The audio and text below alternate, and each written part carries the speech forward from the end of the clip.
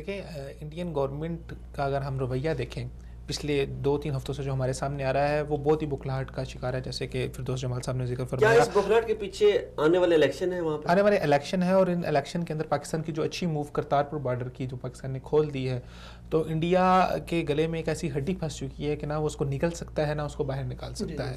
اس کی کوشش یہ ہے کہ وہ عالمی طور پہ اپنی ساکھ کو بچانے کے لیے ایسے اقدامات کرے، ایک قدم آگے آئے پاکستان کے ساتھ، لیکن اپنے الیکشنز کی وجہ سے مودی گورنمنٹ یہ نہیں کر پا رہی.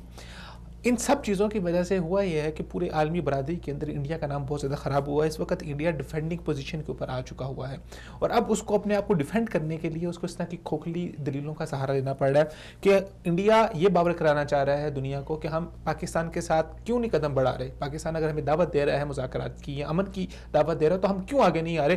پاکستان جی دہشت گرد ہے، پاکستان کے اندر دہشت گردی ہے، پاکستان ادھر سے دہشت گردی کا نام لیتا ہے اور ساتھ ہمارے ساتھ امن کے مذاکرات کرتا ہے.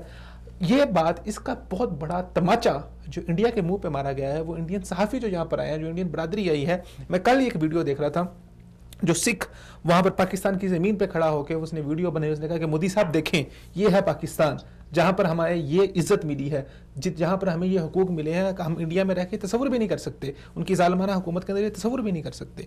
تو یہ اس وقت انڈیا ڈیفینڈنگ پوزیشن کے اندر آ گیا ہے اپنے الیکشن اور اپنے ملک کی ساکھ کو بچانے کے لیے. اب پنجاب تو مودی حکومت سے گیا نا، پنجاب تو گیا مودی حکومت سے سمجھے. اور دوسرا اس میں مین جو سب سے بڑی چیز ہے وہ یہ کرتارپور راہداری کی بات ہے. انڈیا کو یہ بات ایک نظر نہیں بھا رہی کہ پاکستان نے کرتارپور راہداری کیوں کھولی ہے.